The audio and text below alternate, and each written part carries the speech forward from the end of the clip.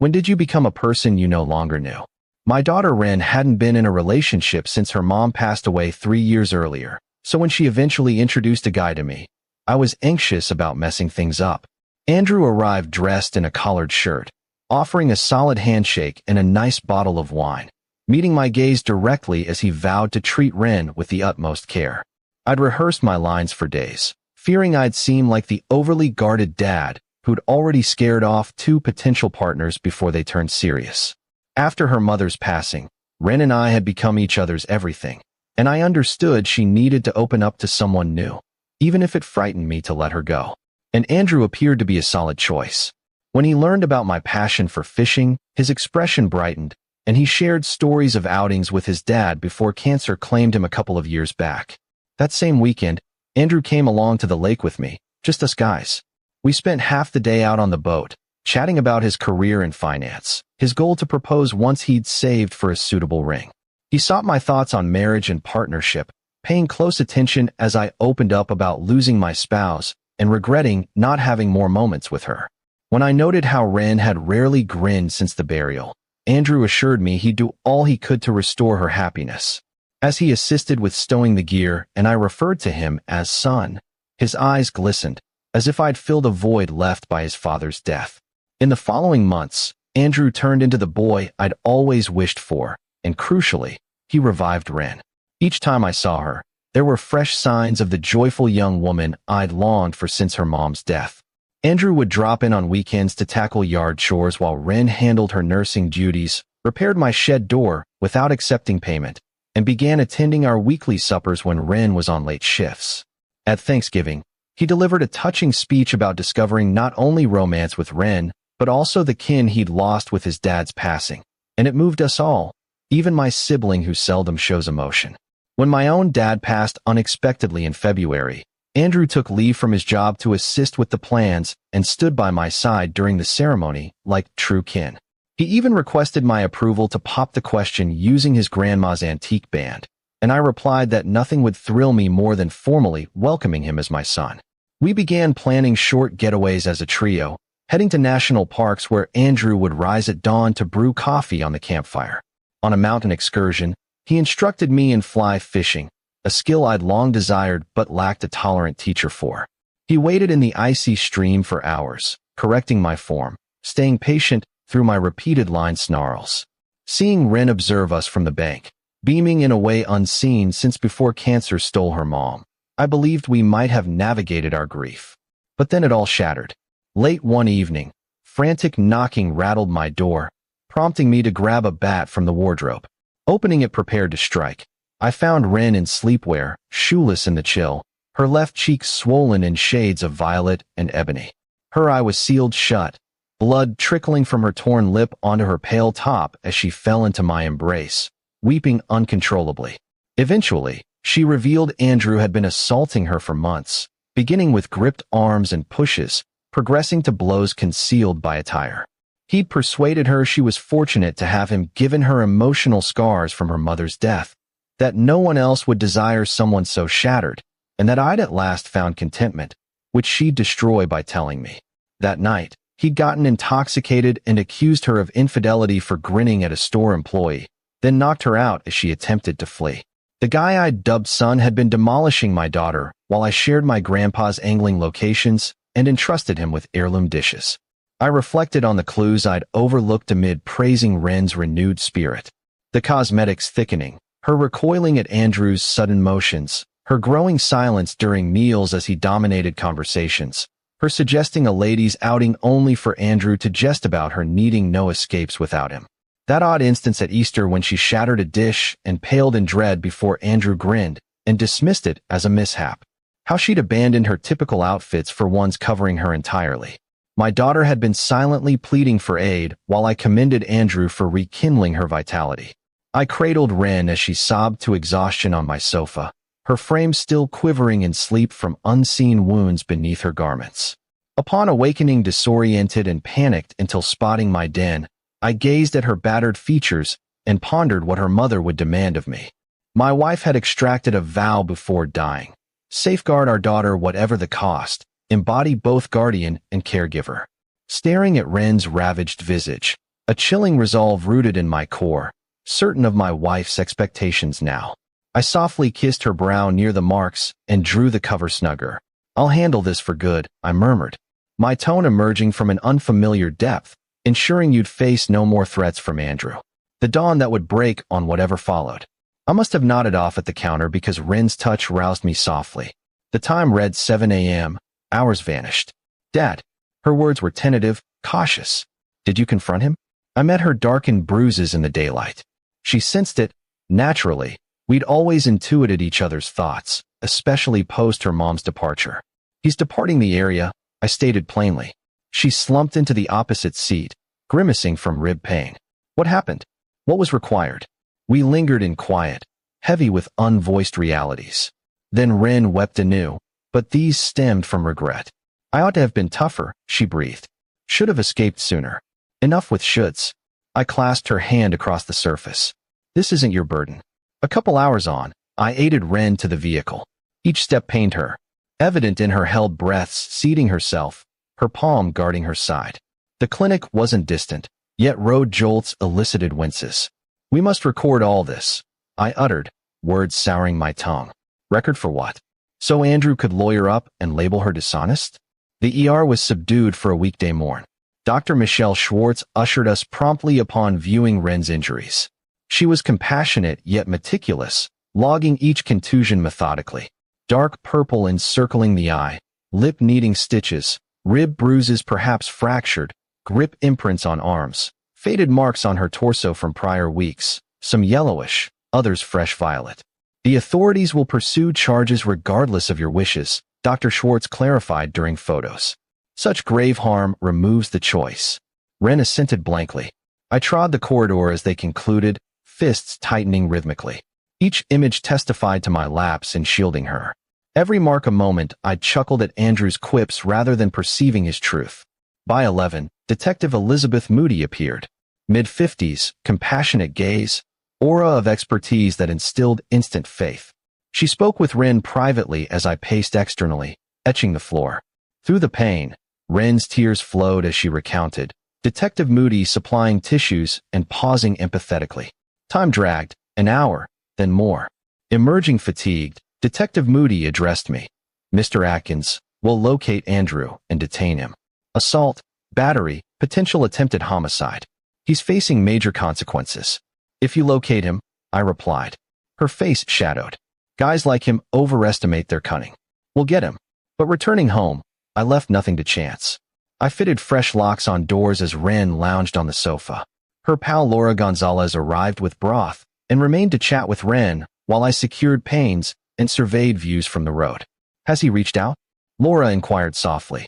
"Dad intimidated him that night." Ren eyed me. "He won't approach." But we aired. The following day, Andrew appeared at Ren's hospital workplace. Cameras captured him disputing with security, insisting on seeing her as her listed contact. He created chaos until guards ejected him forcibly. Ren's supervisor granted instant leave for protection of all. "He's stripping away my life," Ren lamented upon returning. "My career, my security, all of it." "It's short-term," I reassured, though we recognized some losses were permanent. 3 days post-incident, Detective Moody phoned with disheartening updates. Andrew evaded the protection order service. His place vacated hastily. Phone deactivated, cards idle, vehicle missing. "Have alternate lodging?" she queried. "Relatives elsewhere?" "We're not fleeing him," Ren asserted resolutely. But I saw her apprehension. Why did Andrew maintain such an elaborate facade for so long if his intent was harm? The angling excursions, family meals, funeral aid. That's considerable investment for a hidden aggressor. Yet her fear was palpable. Andrew knew our habits, timetables, shopping spots, dining places. He'd analyzed us for months under affection's guise.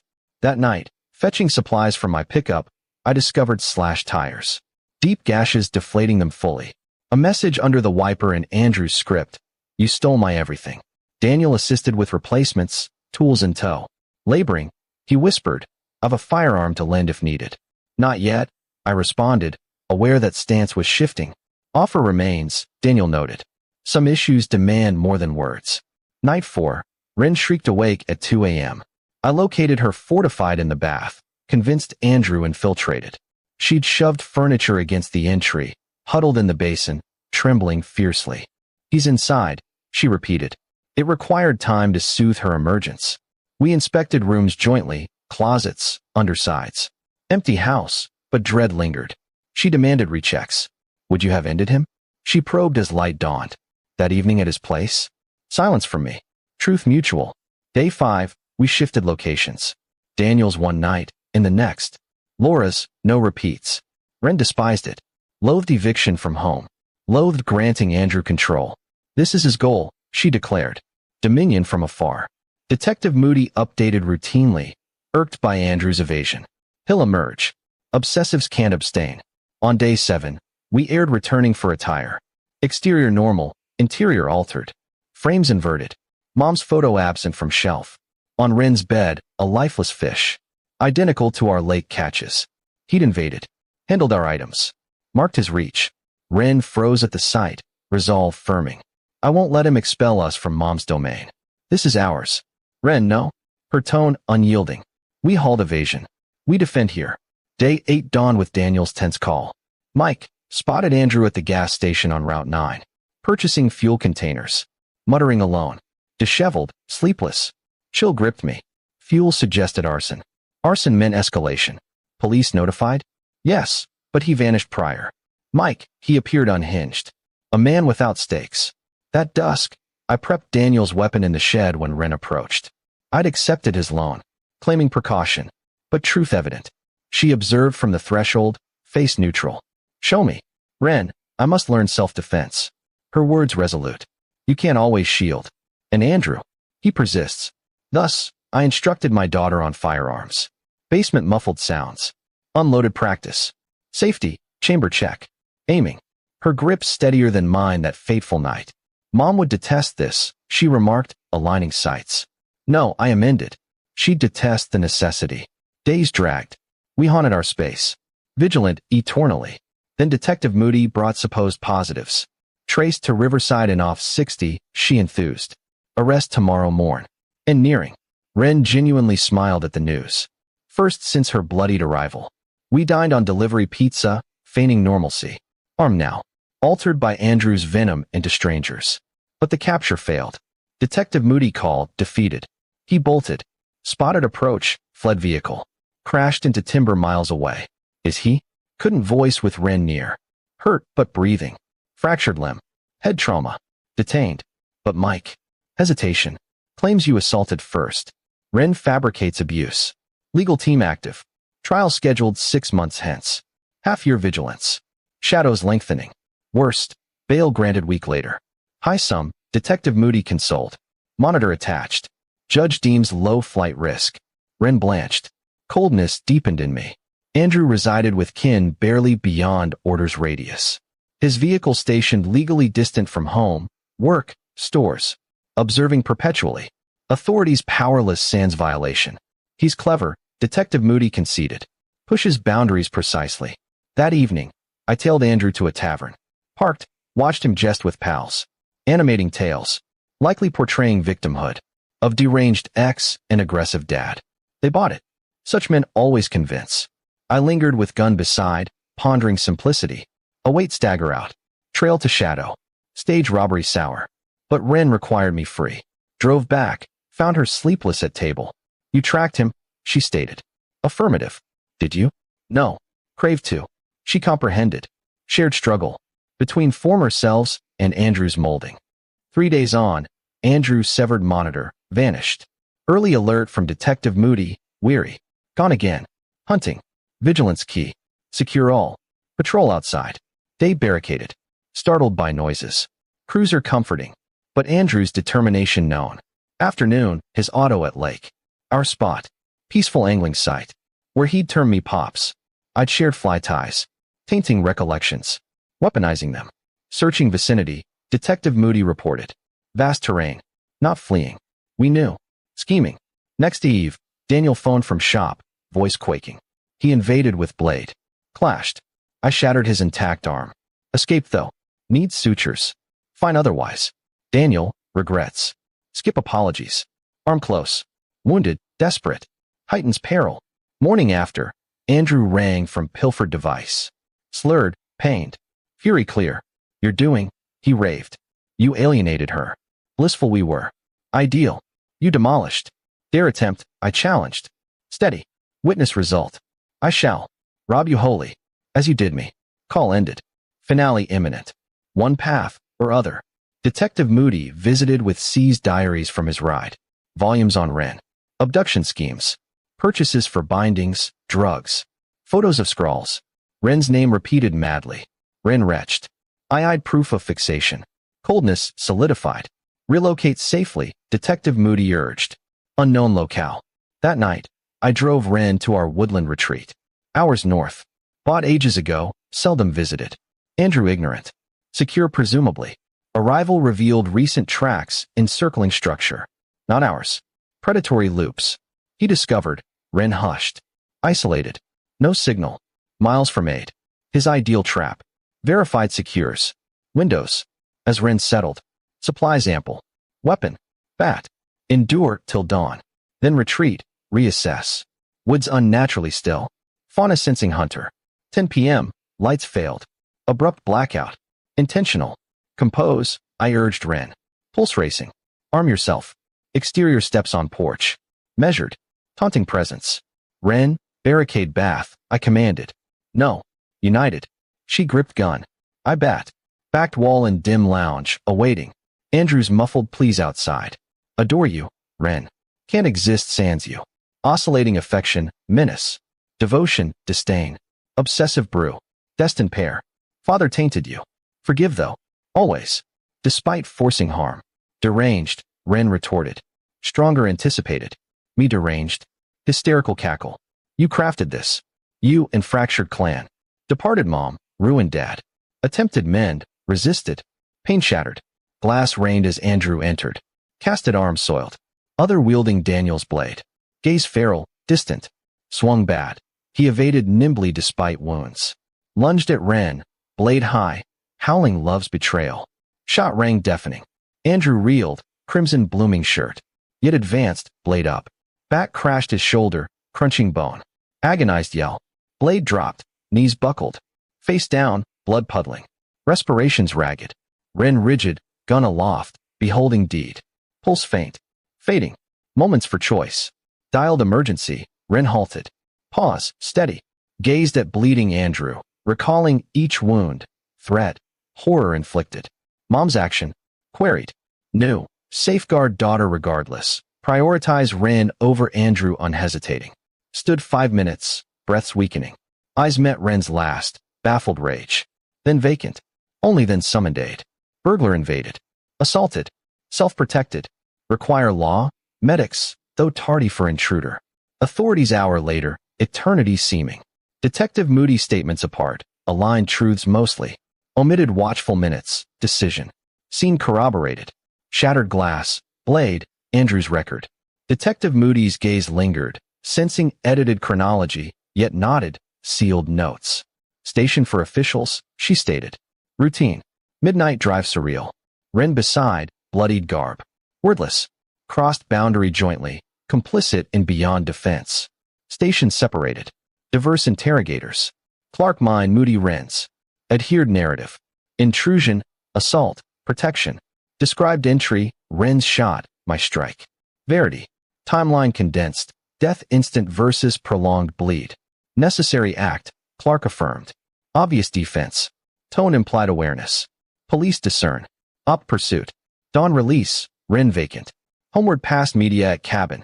By day, Andrew's demise broadcasted. Ex slain by woman post-abuse months. His mugshot menacing. Wren's grad pick pure. Tale self-evident. Valiant injury retaliates abuser. Uncontested. Wren's device flooded unseen friends' messages. Ignored, stared hands. Trigger hands. They query silence, she murmured. How convey shame outshouts terror? Days later, Daniel repaired truck, pain Andrew vandalized. Silent labor, masculine avoidance words. Parting, shoulder clasp. Wife proud, he uttered. Shielded Wren, sole import. Wished belief, but those minutes haunted. Choice let die. Proud or appalled. Probe shut swift. Week 2, Detective Moody official, no prosecution. Evident defense. No jury needed. Andrew's aggression passed. Order. Intrusion. Armament. Bolstered account. Proceed, she advised. But advancement complex. Trauma embeds. Alters essence. Reshapes core. Ren resumed duties 3 weeks post. Feigned routine, but shifts visible. Recoiled loud males. Scanned escapes. Walls backed, doors faced. Patient seized wrist today, she shared Eve. Attention seek. Nearly snapped digits pre-recall. First proper meal 4 weeks on. Cooked, not hasty. Ren toyed food air speaking. No remorse he's gone, met gaze. Regret trigger pull. Impact on us. But not absence. Understood. Guilt not death. Capacity watch perish. Week later, Ren at graveyard, mom's plot. Conversing softly. Andrew. Abuse. Cabin night. Transformations. Queried forgiveness. Ren relayed as I joined. For acts, inactions. Her response? Glad survival. Soul wish. Endure, despite alterations. Afternoon. Detective Moody casual visit. Unofficial, clarified. Checking. Coffee shared. Revealed shift. Andrew 2 prior orders. Whispered. Varied states. Women. Similar builds. Not initial prey. Paused. But final. System falters. Self-guard needed. Pleased you endured. Post-depart. Absorbed. Andrew repeated. Would recur. Lives spared ending him. Week on. Packed Andrews from Ren's place. Kin wanted. Boxing. Ren paled at discovery. Concealed cams. Vents. Frames. Surveilled absent. Violation renewed post-mortem. Duration? Ren asked. No favorable reply. Incinerated cam's yard. Melting observed. Shared covert. Untold. Daniel. Laura aided repaint weekend. Overlay spirits rooms. Ren's chamber. Lounge collapse site. Kitchen plots. Laura music. Vino. Fresh dawn vibe. Not purge. Daniel rib paint skill. Ren belly laughed. Authentic. Pre-Andrew girl momentary. Shadow returned. But light sparked hope. Therapy join 8 weeks post. Counselor queried regret. Glanced, unspoken dialogue. Minutes unspoken. Directly. Bonded shadow. Regret escalation, I voiced. Missed signals. Forced violence choice. Not result. Therapist gentle prod. No, Ren firm. Not result. 2 months later, lake visit. Shore stand, recalled dawns. Fly ties taut. Pops tearful. Father found talk. Genuine? Or ploy near Ren? Unknowable. Predator's camouflage, mirror desires. Ren joined afternoon. Beside, skipping stones. Silent long. Matter? She broke. Real or feigned? Considered. Irrelevant. Let identical end. Survived, she affirmed. Key. Altered now. Sunset gilded lake. Ren eyed me, burdened gaze. Recognized self. Avoided query months. Pondered trusting man. Recipe sharer. Sun caller. Vanished. Harder replacement. Watch death, sans aid capable.